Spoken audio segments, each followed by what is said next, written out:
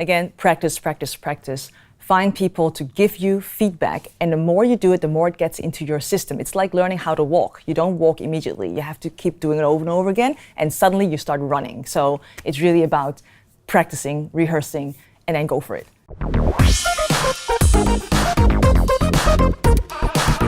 So Angela, today we'll be talking on the topic of pitching and why it's so important. So first of all, why is it so important to have a good pitch?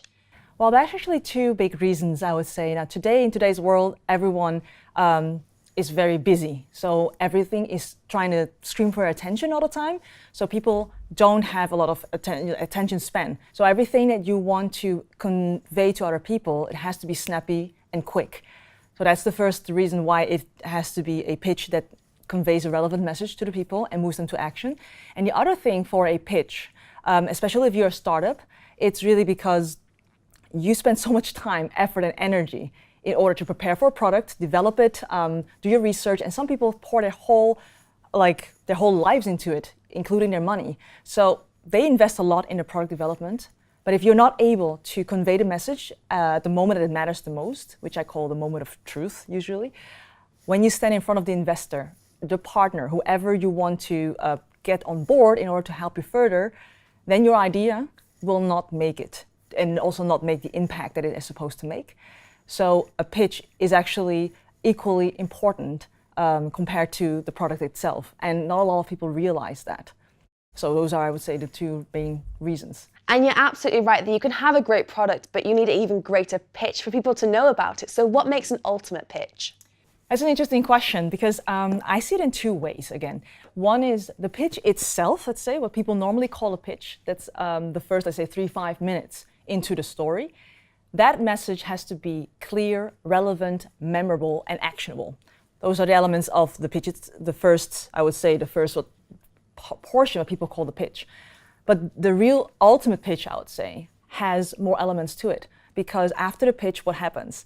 People have questions. Are you prepared for that? You have to close the deal. Are you prepared for that? And while you're doing this whole encounter or meeting, however you name this, are you in your authentic power? Are you able to be confident and credible whilst you're doing the whole thing? Some people rehearse for the pitch, the first part, but don't prepare properly for the rest. And then you really see delivering the pitch, rehearsed, very confident. And then when the question comes, you see, let's say, the confidence go through the floor if they realize that they didn't really prepare for the last bit. So an ultimate pitch has all of these parts in one unit, I would say, a unity.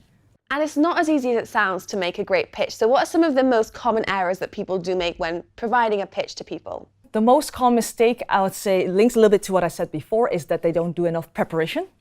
They don't realize how detailed every single step has to be staged. That's the first. And the other one is the mindset. And it has to do with they don't understand that it's really about finding the win-win from both sides. To really do the research about the investor's mind, I call it, who's sitting in front of you, to really dive deep into how to find the needs for both sides instead of pushing and selling your product to the other person.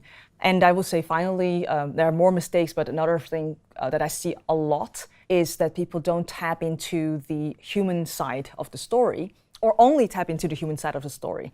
So there has to be the facts and figures, but it has to be the empathy too. And this balance I don't often see in the pitches, and that is both needed in order to be very compelling.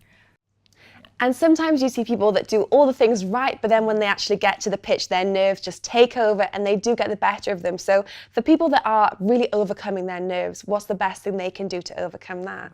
The first thing they should do, of course, is practice, practice, practice, because the competence comes from practicing, and with the competence, you get the confidence.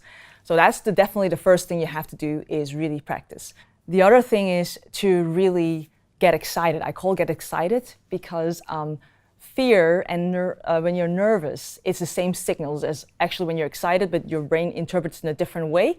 You can use the same physical reaction to get excited and to understand that you're here to serve people and not to do anything to push or sell to people. It's really the that discomfort that people normally have, to turn it into a fuel. That is a very big thing. So finally, how can we take action to improve our pitching skills? The first thing you can do is definitely invest the time that is appropriate for preparing a very good pitch. And then again, practice, practice, practice. Find people to give you feedback. And the more you do it, the more it gets into your system. It's like learning how to walk. You don't walk immediately. You have to keep doing it over and over again. And suddenly you start running. So it's really about practicing, rehearsing, and then go for it. Fantastic. Well, Angela, thank you so much for coming in today and sharing your insights. Thank you, Jessica. Well, that's all from us here in the Geneva studios, but we want to hear how you found this interview, so please do like and comment on dukascopy.tv.